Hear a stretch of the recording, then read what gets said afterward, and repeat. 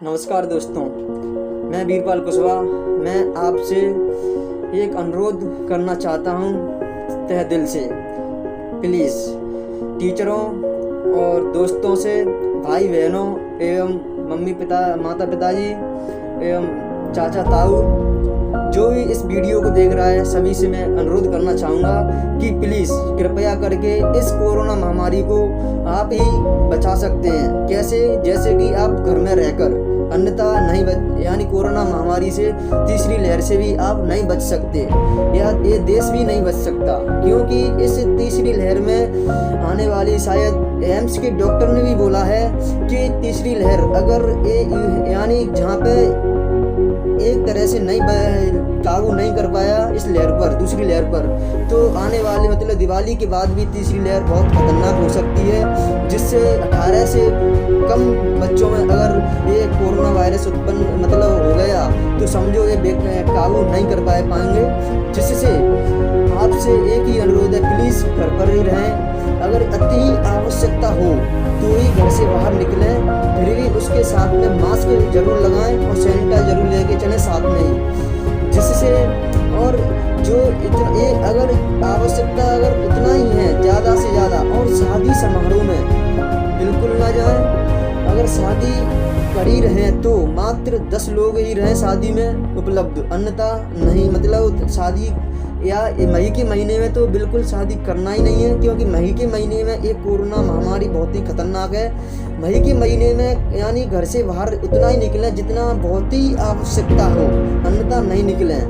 क्योंकि अगर एक युवा पीढ़ी या जो आम नागरिक ही इस देश को बचा सकता है, अन्यथा और कोई नहीं बचा सकता। क्योंकि वो अपने नियम और संयम से चलें तो शायद कुछ हद तक कोरोना पे काबू पा सकते हैं। जिससे आप लोग और अपने परिवार को या आस पड़ोस के पड़ोसी को समझाने की कोशिश कर सकते हैं, कोशिश करना। और शायद नहीं समझे तो कम से कम अपने अपने घर को समझाने की जरूर कोशिश करना, या समझा सकते हैं।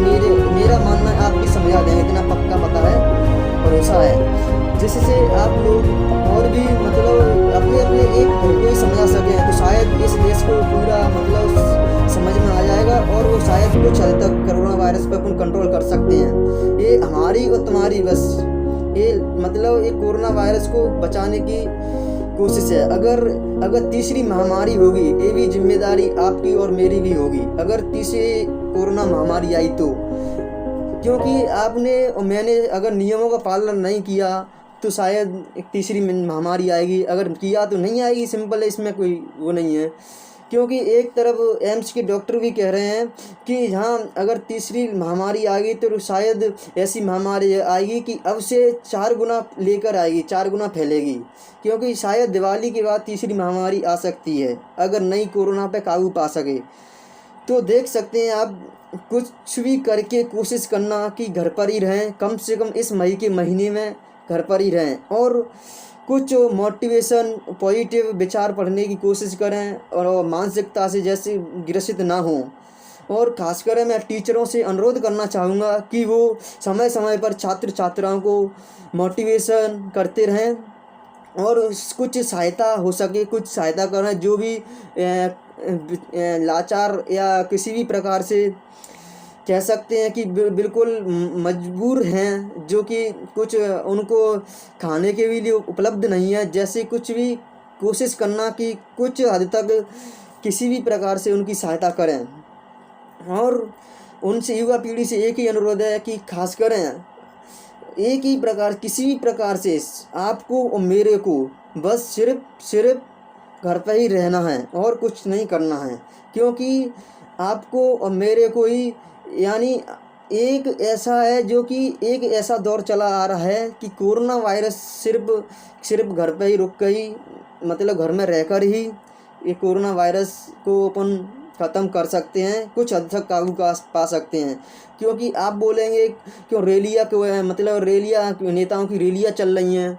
हाँ, मैं मान सकता हूँ नेताओं की रैलियाँ चल रही हैं, क्योंकि वो इसी वजह से तो केंद्र सरकार विफल हो गई है। क्योंकि वो कोरोना महामारी पे अगर रैलियाँ नहीं चलती, कुंभ मेला नहीं लगता, तो शायद कुछ हद तक अपन कोरोना महामारी पे काबू कर सकते थे। लेकिन इसी वजह से कोरोना महामारी विकट फैल गया है। इससे अब वो कोरोना मतलब केंद्र सरकार एक मतलब देश गांव की भाषा में बोल सकते हैं कि बुजुर्गों की बुद्धि सटाई गई है। ठीक उसी प्रकार अगर मतलब पिताजी की बुद्धि सटाएगी तो बेटा को मतलब समझाना चाहिए, और ठीक अगर बेटे की बुद्धि सटाएगी तो पिताजी को समझाना चाहिए। क्योंकि जो भी इस वीडियो को आप देख रहे हैं तो ठीक जो भी मतलब पिताजी हो या बेटा हो, कोई भी हो, मतलब वो अपने परिवार को समझाने की कोशिश करे। क्योंकि यह एक अनुरोध है आपसे, एक मानवता होने के नाते प्लीज़ कृपया करके। और सुप्रीम कोर्ट ने भी एक्शन लेने शुरू कर दिया है, क्योंकि जहां अगर सरकार के मामले में हस्तक्षेप करने लगे सुप्रीम कोर्ट, तो समझो बहुत ही खतरनाक महामारी पहले से ही है। क्योंकि केंद्र सरकार पे संभल नहीं पा रहा है, तो समझो एक आम नागरिक संभाल सकता है, अगर वो काबू करवा सकता है। ये जिम्मेदारी आपकी है। क्योंकि यह देखो कि जिसका बेटा या जिसके माँ या पिताजी चला गया, तो उस पर देखो कैसी बीत रही है। ये तो कहने में एक चकित, अब कुछ कह नहीं सकते इस पर तो। क्योंकि एक बात है जहाँ बस प्लीज़ कृपया करके इस वीडियो को ज़रूर शेयर करना, जिससे लोगों को जागरूकता आए। और उनको प्लीज़ कृपया करके कुछ नहीं, अपने आस पड़ोस के घर वालों को समझाने की कोशिश करना। खास करें मैं अपने दोस्तों से निवेदन करता हूं कि, और टीचरों से प्लीज़ कृपया करके उन सब लोगों को समझाने की कोशिश करें। और जिससे एक प्रशासनिक अधिकारी जो लोक प्रशासनिक अधिकारी की तैयारी कर रहा है, वो समझे कि मैं एक प्रशासनिक अधिकारी हूं। उनको समझाने की कोशिश कर, ये माने कि मेरी ड्यूटी लगी है। क्योंकि अगर ये उनकी ही जिम्मेदारी बनती है, दायित्व बनता है कि वो समझाने की कोशिश करें, इसमें भागीदारी दिखाएं। कृपया करके प्लीज़ देश की खातिर, मानवता की खातिर, या जिससे आप प्रेम करते हैं उसकी खातिर, या अपने आप की खातिर, किसी भी की खातिर प्लीज़ घर से बाहर ना निकलें कृपया करके।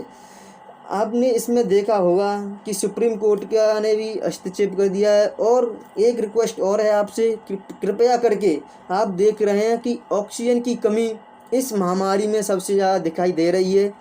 कृपया करके प्लीज़ कम से कम एक पेड़ ज़रूर लगाएं, जिससे आगे भविष्य में आगे चल के ऑक्सीजन की कमी ना आए। जिससे आपको यही आपसे एक अनुरोध फिर से करना चाहूँगा, प्लीज़ टीचरों और युवाओं से ज़रूर करना चाहूँगा, टीचरों से खास कर उनसे मैं अगर ऐसा अनुरोध करना चाहता हूँ कि तहे दिल से प्रणाम और उनके चरणों को मैं स्पर्श करना चाहता हूँ। प्लीज़ कृपया करके छात्र छात्राओं को मोटिवेशन ज़रूर करते रहना बीच बीच में। और बस इतना ही कह सकता हूँ, कोशिश कर हल निकलेगा, आज नहीं तो कल निकलेगा। कोशिश कर हल निकलेगा, आज नहीं तो कल निकलेगा। जिंदा रखो दिल की उम्मीदों को, खारे समुद्र में से भी गंगा जल निकलेगा। जय हिंद, वंदे मातरम। जय हिंद, नमस्कार।